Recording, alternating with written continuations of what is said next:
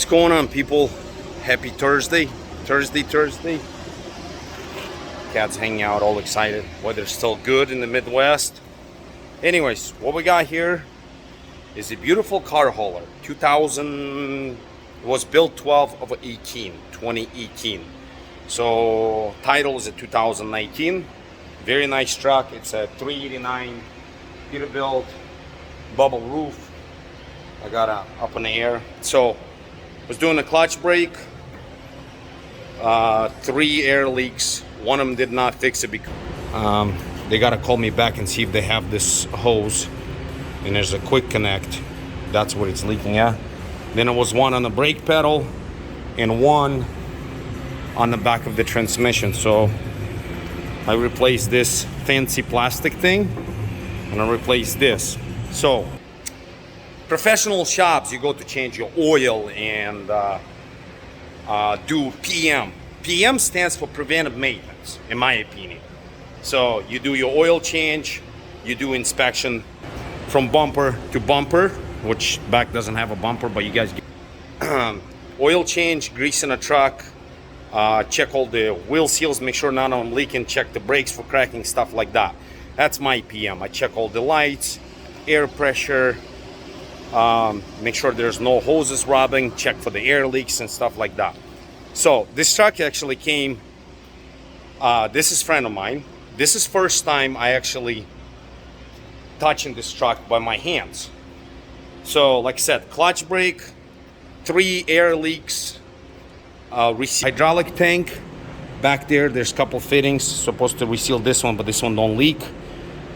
There's one line, one of these lines. Let me grab my flashlight. So there was this line right here, right, this one. It was completely off because they got a check valve on it. It got loose. So I put a new O-ring on it, tied it up. That thing was loose too. This thing was loose too. This thing was loose. This thing was loose. This thing was loose. This thing was loose. Then I start checking this and it's only, where's my arm at?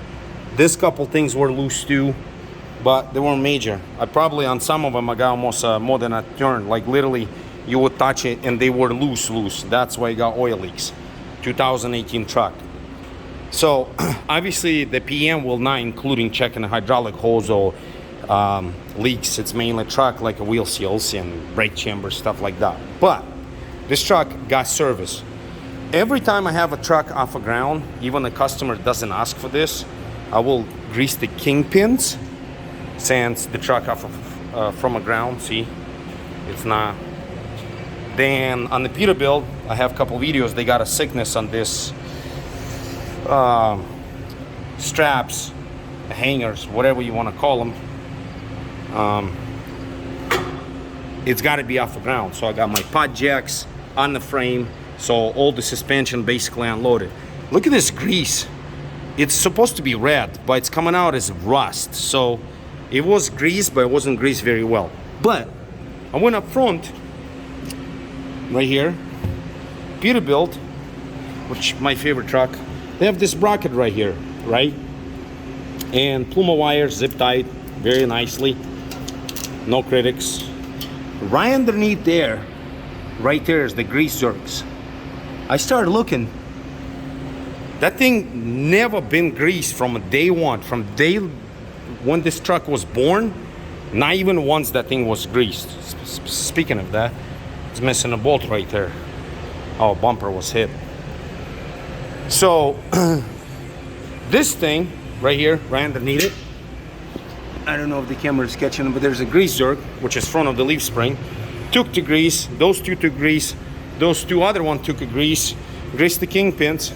But this one on the passenger side, on the front, this one right here, did not take a grease. So I'm gonna have to call the customer and tell them, hey, I know your truck's 2018, but you gotta seize that pin because whatever shop you taken to do maintenance in, they never greased the goddamn things.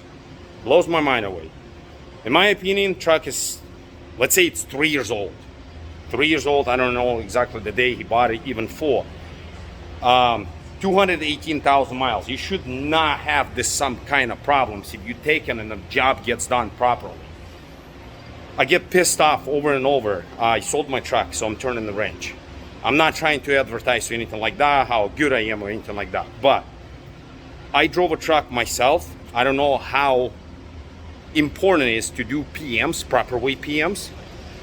And when you bring in a truck someplace and they charge you which crazy amount of money and they do a hack job on it, I have a problem with that. I don't care who you are, but I will have a problem with that. So I like to charge well too, but I take my time on some of it. But this thing's like not acceptable on a 2018, not having a problem, the pin's not taking a grease. So I will try to take the grease zerk off, spray brake cleaner up there, and penetrating oil hopefully will clean out. By guarantee you it's full of rust, and that pin will have to come out, and I'm pretty sure that pin will be wore out in that bushing too, and most likely it's gonna have to get replaced.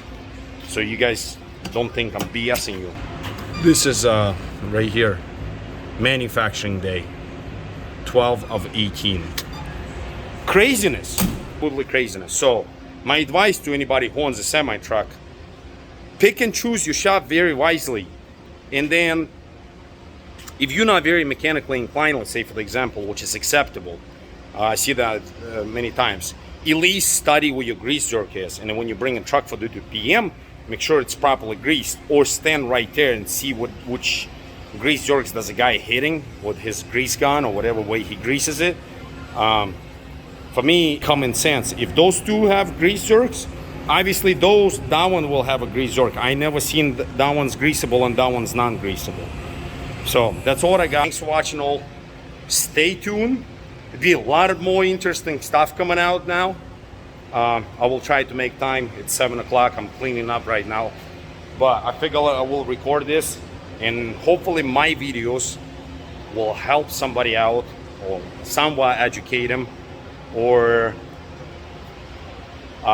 people will understand when you bring in a truck to professional dealer or professional oil changer or professional shop who has fancy coffee and couches, it doesn't mean your truck actually gets done when it needs to done, or whatever professional way it's supposed to be done.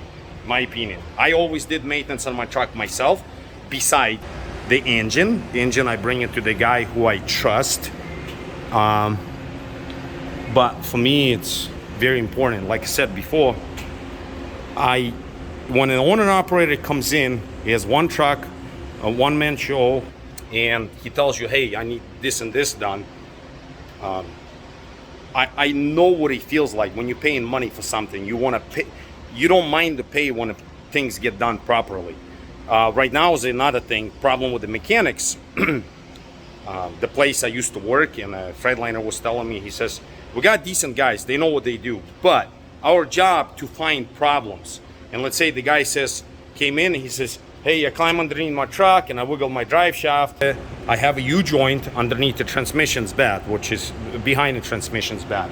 So the mechanic will just go change that, but he will not check the rest of it. If you're already underneath it, your job is to fixing things. Check rest of the drive line, look around, grab your flashlight. That something gets missed quite often. The guys, I don't know, they don't care to doing it, or too lazy, or what. So thanks for watching all. Stay tuned. I got a text message. Stay tuned. Like I said, a lot more interesting things will come out.